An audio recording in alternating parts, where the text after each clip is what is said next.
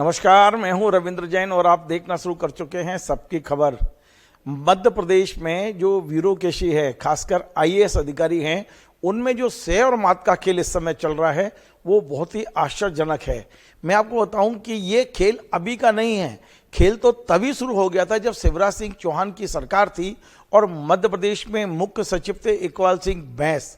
इकबाल सिंह बैंस ने जिस तरह से मध्य प्रदेश की ब्यूरोक्रेसी को चलाया, जिस तरह से उन्होंने मनमानी की है, उसके दुष्परिणाम अब मध्य प्रदेश में दिखाई देने लगे हैं। मैं खबर में आगे बढ़ूं इसके पहले एक बात मैं बोल देता हूं कि लंबे समय से मैं पत्रकारिता कर रहा हूं और एक बात मैं हमेशा मैं ये सोचता था या ये मैं मानता था कि मध्य प्रदेश का आईएएस अधिकारी कभी किसी आईएएस अधिकारी के खिलाफ कलम नहीं खोलता था, कभी कलम नहीं निकालता था। लेकिन अब हम ये देख रहे हैं कि मध्य प्रदेश के आईएएस अधिकारी ही अपने ही बैच के आईएएस अधिकारियों या अपने ही कैडर के आईएएस अधिकारियों के खिलाफ किस तरह गला काट प्रतियोगिता में लगे हुए हैं। इकबाल सिंह बैंस ने जो कुछ भी किया वो किसी से छुपा नहीं है। उन्होंने शिवराज सिंह जी चौहान को किस तरह अपने ग्रिप में लिया था और किस तरह अधिकारियों के वे पोस्टिंग करते थे, किस तरह उनकी मनमानी चलती थी, ये सभी को पता है। जिस तरह उन्होंने तमाम सारे एक नए जो सीधे भर्ती के आईएएस अधिकारी हैं उनकी सीआर को बिगाड़ा, उसे लेके भी तमाम तरह की चर्चाएं चलती रही हैं। लेकिन इकबाल सिंह जी बैंस ने जो कुछ किया, अब उसके दुष्परिणाम इसलिए नजर आ रहे हैं कि नई सरकार में इस माहौल को सुधारने के बजाय हमें और बिगड़ा हुआ माहौल दिखाई दे रहा है। अब तो लग रहा है कि एक दूसरे की शिकायतें की जा रही हैं, एक दूसरे की कमियां निकाली जा रही हैं, एक दूसरे की विभागों की फाइलें निकाली जा रही हैं, फाइलों का रिसर्च किया जा रहा है, उनकी शिकायतें लोकायुक्त तो ईओडब्ल्यू को भेजी जा रही हैं। मैं कुछ उदाहरण आपको बताता हूं और फिर विस्तार से खबर बताऊंगा। मैं एक उदाहरण बता रहा हूं कि सबसे पहले फाइल निकाली गई है संजय शुक्ला साहब की। संजय शुक्ला मध्य प्रदेश के बड़े काबिल अधिकारी माने जाते रहे हैं, लेकिन पीएचई के बारे में ये बताया जा रहा है कि उन्होंने मध्य प्रदेश में पिछले विधानसभा चुनाव से पहले जो नल जल योजना के ठेके दिए गए और थोड़े बहुत नहीं है, तो ये बताया जा रहा है, मेरे पास दस्तावेज नहीं है। हाँ, एक कागज मेरे पास है जो 2000 करोड़ के ठेके 2 कंपनियों को दिए हैं, वो सैलाना विधानसभा क्षेत्र का है। लेकिन लोग और सूत्र बता रहे हैं कि संजय शुक्ला जी के कार्यकाल में चुनाव आचार संहिता लगने से पहले लगभग 10 से 11 हजार करोड़ के ठेके दिए गए और उसमें बहुत मोटी तरह से लेन देन हुआ है, कमीशनबाजी हुई है, इस तरह के आरोप लग रहे हैं। और मैं आपको बताऊं, इसकी कोई जांच नहीं हुई है, इसकी कोई शिकायत भी नहीं हुई है। लेकिन इसके बाद भी संजय शुक्ला जी को उठा के और राजभवन भेज दिया गया है, उन्हें मुख्य धारा से दूर कर दिया गया है। तो संजय शुक्ला जी की तमाम फाइलें इस समय मार्केट में घूम रही हैं। वो जो एक सैलाना के विधायक हैं कमलेश डोडियार, उनने भी डाले हैं कुछ सोशल मीडिया पर कि किस तरह 2 कंपनियों को वहाँ 1700 करोड़ और 300 करोड़ के 250 करोड़ के ठेके दिए गए हैं नल जल योजना के। उन ठेकों में क्या हो रहा है वो तमाम सारी जांच वो विधायक जी वहाँ के कर रहे हैं। अब मैं आपको बात करता हूं दूसरी कि संजय शुक्ला जी की फाइलों के बाद में तलाशी गई वीणा राणा जी की फाइलें। आप जानते हैं मध्य प्रदेश में मुख्य सचिव हैं वीणा राणा, उनकी छवि बहुत अच्छी है, मिलनसार हैं, काबिल अधिकारी हैं। उनके बारे में सब बोल रहे हैं कि ऐसा चीफ सेक्रेटरी होना मध्य प्रदेश का सौभाग्य है। लेकिन वीणा राणा के खिलाफ भी फाइल निकाल ली गई है कि जब वो माध्यमिक शिक्षा मंडल में चेयरमैन थी तो उस समय जो कंप्यूटर की खरीदी हुई है उसमें 45 करोड़ का भ्रष्टाचार हुआ है। और मैं आपको बताऊं, जैसे ही वीणा राणा जी को कंफर्म किया गया मुख्य सचिव के पद पर और जैसे ही चर्चा शुरू हुई कि उन्हें 3 महीने या 6 महीने का एक्सटेंशन मिल सकता है, लोकसभा चुनाव उनके नेतृत्व में कराए जा सकते हैं, वैसे ही 23 जनवरी को मध्य प्रदेश लोकायुक्त में उनके खिलाफ शिकायत हो गई और वो शिकायत की कॉपियां मार्केट में घूम रही हैं, लोगों की जेबों में हैं। अधिकांश लोगों को सोशल मीडिया पर डाली जा रही है कि वीणा राणा ने एक बहुत बड़ा भ्रष्टाचार किया या उनके कार्यकाल में ये भ्रष्टाचार हुआ। इस तरह की चर्चाएं शुरू हो गई। ये पहले मध्य प्रदेश के नहीं होती थी। और मैं आपको बता दूं, ये कोई मीडिया वाले कर रहे हैं या कोई बाहर का आदमी कर रहा है, ऐसा नहीं है। ये सारा बल्लभ भवन के बैठे हुए अधिकारी हैं जो एक दूसरे के खिलाफ शय और मात का खेल खेल रहे हैं। इस तरह की सूचनाएं आम हो चुकी हैं। वीणा राणा जी के बाद में अगली फाइल निकाली गई उमाकांत उमराव जी की। जब उमाकांत उमराव प्रमुख सचिव थे सहकारिता विभाग में, तो 4500 से ज्यादा कंप्यूटर वहां खरीदे गए और कंप्यूटर एसेसरीज जो उसके साथ में थी वो खरीदी गई। उसको लेकर कहा गया कि 27 करोड़ का भ्रष्टाचार हुआ है। उसकी शिकायत एफिडेविट के साथ में कल ही की गई है लोकायुक्त में।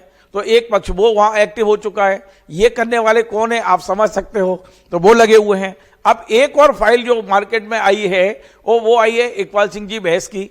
इकबाल सिंह बैंस मध्य प्रदेश में जब कमलनाथ की सरकार थी तब तक तो उनकी बिल्डिंग परमिशन नहीं हुई। लेकिन जैसे ही सरकार गिरी 20 मार्च 2020 को, तो इकबाल सिंह बैस को एक बिल्डिंग परमिशन मिल गई बिसन खेड़ी गांव में, भोपाल में। भोपाल का बिसन खेड़ी गांव जो है वो बड़े तालाब के किनारे है, और ऐसा कहा जाता है कि वो लो डेंसिटी एरिया है। वहां पर 5-5 मंजिल की बिल्डिंग परमिशन होना अपने आप में आश्चर्यचकित है। तो ये जो खुद इकबाल सिंह जी के नाम से बिल्डिंग परमिशन जारी हुई है नगर निगम भोपाल द्वारा, इसकी कॉपियां बाजार में तैर रही हैं, सोशल मीडिया पे तैर रही हैं, आरोप लगाए जा रहे हैं कि गलत तरीके से हुआ है, इसकी जांच होना चाहिए। तो ये कौन कर रहा है, आप अंदाज लगा सकते हैं। जिस तरह का माहौल मध्य प्रदेश में है और जिस तरह की फाइलें एक दूसरे के खिलाफ आ रही हैं, जिस तरह की गलाकाट प्रतियोगिता है, मध्य प्रदेश का भविष्य क्या होगा इसे लेकर हमें चिंतित है। क्योंकि सारी सरकार अविरोकेशी चलाती है। डॉक्टर मोहन यादव जी कितना कंट्रोल कर पाएंगे मैं कह नहीं सकता हूं, लेकिन इतना तय है कि जो इकबाल सिंह जी बैस बोके गए हैं, वो अब उन तमाम सारे अधिकारियों को भी काटना पड़ेगा जो उनके साथ थे उस समय, जो पूरे मध्य प्रदेश की सरकार चलाया करते थे। एक और मैं आपको बताऊं कि मध्य प्रदेश में भोपाल और इंदौर में जमीनें तलाशी जा रही है कि किस किस आईएएस की कहां जमीनें हैं, किस आईएएस की पाइप फैक्ट्री है, किस आईएएस की पार्टनरशिप है फैक्ट्रियों में। ये तमाम सारी चीजें इस समय क्यों की जा रही हैं आखिर? क्योंकि इस समय डॉक्टर मोहन यादव अपनी नई सरकार में अधिकारियों की जमावट कर रहे हैं, अपनी टीम तैयार कर रहे हैं। वो टीम तैयार ढंग से ना कर पाए इसका भी कोई प्रयास चल कर रहा है। कोई ना कोई ऐसा लगा हुआ है जो इस तरह की, हमने पिछले करीब 30-35 साल से मैं भोपाल में हूँ, 4-5 साल ग्वालियर में मैंने जर्नलिज्म किया, मैंने कभी ऐसा माहौल नहीं देखा जो माहौल इस समय मंत्रालय में चल रहा है। अब मैंने यह पता लगाया कि वीरा राणा जी की शिकायत कौन करवा रहा है, तो पता चला कि एक बहुत सीनियर आईएएस अधिकारी हैं, उनके केबिन से ये सारी तैयारी चल रही है। चल रही नहीं चल रही मुझे नहीं पता, लेकिन ऐसा चर्चा है कि एक आईएएस अधिकारी के कमरे से पूरी तैयारी चल रही है। तो जो माहौल इस तरह का बना दिया गया है, तो निश्चित तौर पे ये मध्य प्रदेश के लिए बड़ा चिंताजनक है। जो अभी पोस्टिंग हुई है पिछले दिनों में, हम लगातार देख रहे हैं आईएएस अधिकारियों की पोस्टिंग में कौन सलाह दे रहा है कौन नहीं दे रहा है मुझे नहीं पता, लेकिन इतना तय हो गया है कि शिवराज सिंह चौहान के चहेते अधिकारियों को लूप लाइन भेजा जा रहा है, लगातार लूप लाइन। ये नहीं देखा जा रहा है कि उनमें योग्यता है या नहीं है। यदि योग्यता है तो फिर योग्यता का उपयोग होना चाहिए, वो चाहे शिवराज जी के साथ हो। मैं एक उदाहरण दे सकता हूं मनीष रस्तोगी जी का। कोई भी व्यक्ति बता सकता है कि मनीष रस्तोगी एक ईमानदार अधिकारी रहे।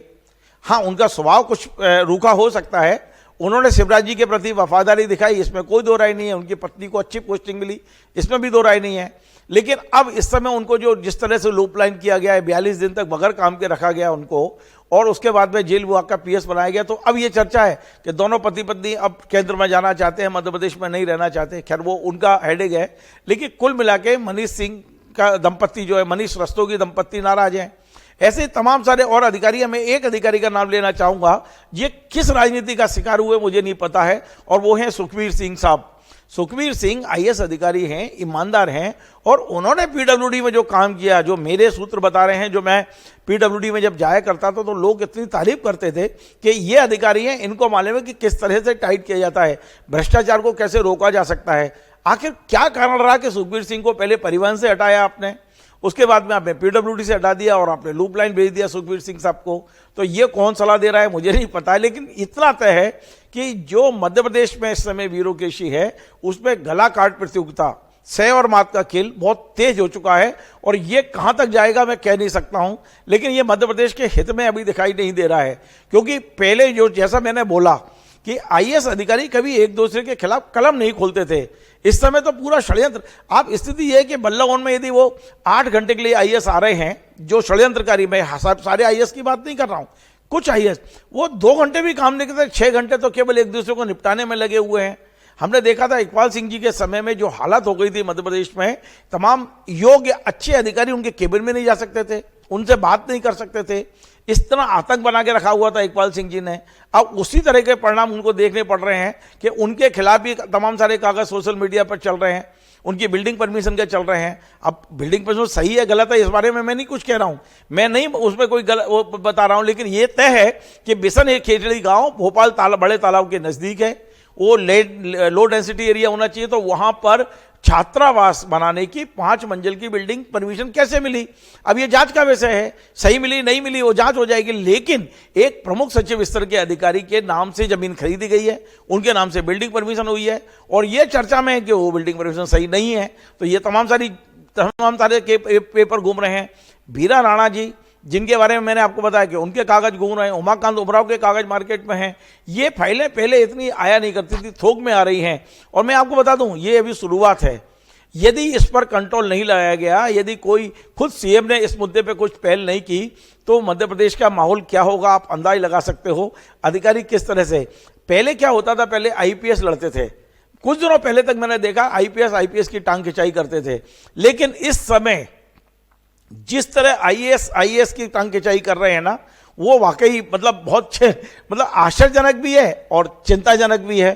क्योंकि आईएएस अधिकारी मध्य प्रदेश की सरकार चलाने में महत्वपूर्ण भूमिका निभाते हैं, और वही यदि आपस में लड़ने में लग जाएंगे तो सरकार के जो विकास कार्य हैं, सरकार की जो योजनाएं हैं, हमें दिल्ली से जो फंड लाना है, ऐसी तमाम सारी चीजें हैं जिसके लिए इन आईएएस अधिकारियों को अपने काम से फुर्सत नहीं मिलना चाहिए। ये इतना फुर्सत कैसे मिल रही है कि सब एक दूसरे की टांग खिंचाई में लगे हुए हैं। तो ये टांग खिंचाई कब तक चलेगी, इसको कैसे कंट्रोल होगा, क्या जो अधिकारियों ने वाकई भ्रष्टाचार किया उनको सजा मिल पाएगी क्या, बहुत सारे सवाल इस समय हवा में तैर रहे हैं। लेकिन इतना तय है कि मध्य प्रदेश में अफसरशाही की टांग खिंचाई का जो मामला है वो इस समय मुझे तो चरम पर दिखाई दे रहा है।